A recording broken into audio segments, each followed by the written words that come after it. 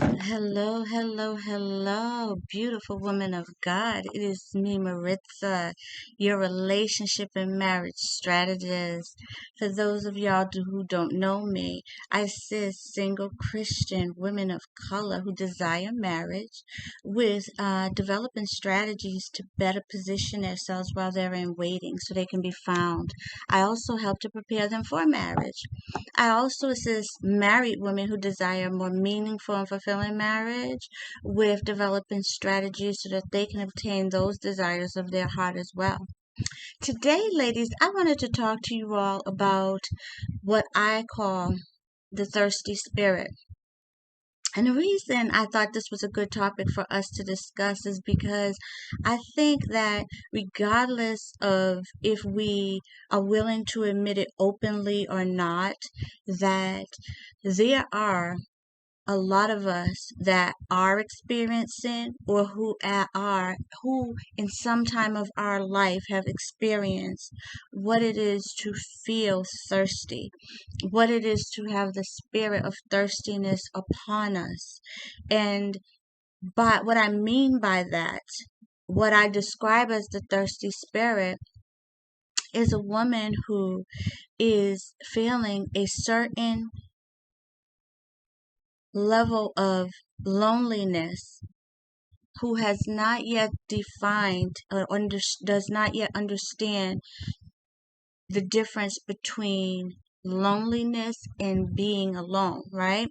And a woman who is also seeking to fill that with a man, and she is willing to move from one man to the next, whether she is conscious about it or not, right? To fill that empty space. And there are a whole other list of ways that she can be described, but those are that's the portion that I want to focus on, because that is the portion that I feel it requires me to address for now, right? So let's get going here. Ladies, I want to first say to you that, I don't play in areas that I'm unfamiliar with. And I have no problem. I'm a super transparent person, and so I have no problem with sharing. There was a time in my life that, when I look back, that I have identified that, oh my gosh, like, Ritz, like that was thirsty for real, for real. You were in a thirsty place. Get some water, y'all.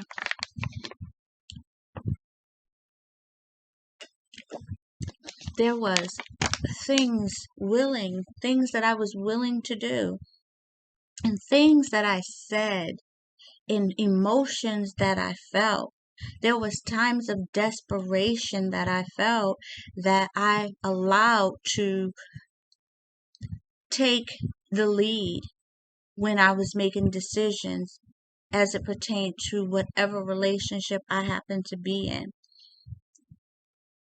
A thirsty spirit will literally have you making decisions that when you are out of the relationship, you may very well say, I don't even know who that person is. I do not know who that person is.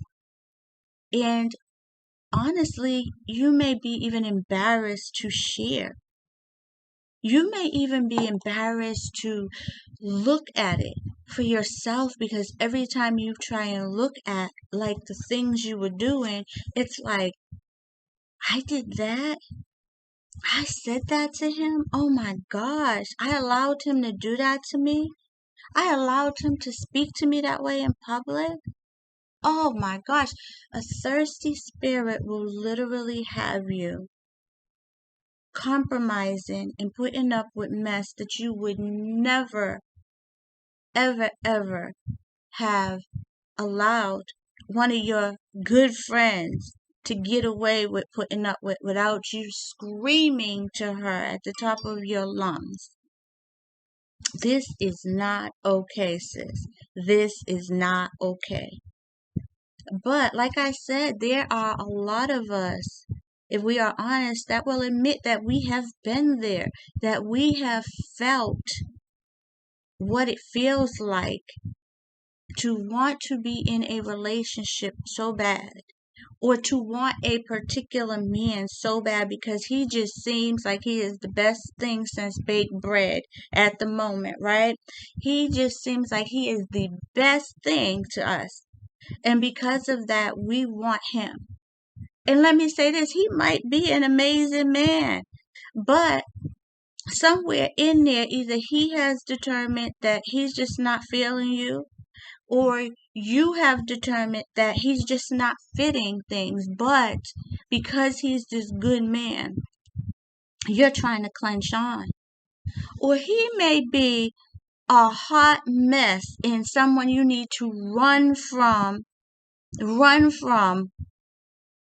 someone you may need to get lost in the opposite direction away from. But because you are feeling emotions that have nothing to do with him, but all to do with what you need to work on within yourself, you are compromising and about to make major mistakes. So let me move into that.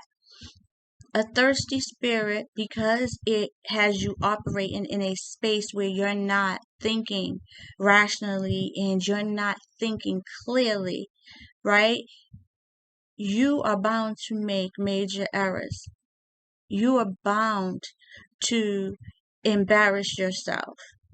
And like I said, you will probably do some things that you will never share with people, that you will just keep in your back pocket and say, you know what, don't nobody need to know about that right there. That was a learning lesson and I'm going to keep it moving. But there are some of us women, ladies, right, that are having a really hard time identifying that they are in a space of thirstiness. And I want to speak to those sisters because first I want to say to you, you have nothing to be ashamed of. Most of us have been there. Most of us have done that, if we are keeping it real. Because there are a lot of us that are dealing with daddy issues and trying to heal from daddy issues, which is one area that I truly believe sets a woman up to be in a space of thirstiness, right? So if she has not at least began and got into a certain space within her healing process from having daddy issues, she may be out there being a whole hot mess, not even realizing that she is functioning in a space of thirstiness and that she is looking for something that she may never, ever, ever find within a man because that is not its origin. And that she has things that she needs to work on within herself. And so I say to you, my sister, if that is you, if you are watching me or you're hearing this or somebody has shared, or if you have just happened to find me as you were scrolling and I popped up, that, it's okay that you're there, but it is not okay that you stay there because you deserve the very best. God does not want you to operate from a place of thirstiness. He does not want you unhealed.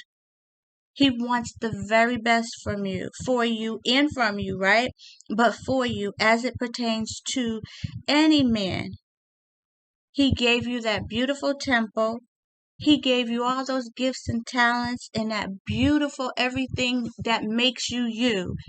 Not for you just to be handling all willy-nilly and handing out to any man who is willing to give you some type of love or some type of attention that makes you feel loved because it's attention.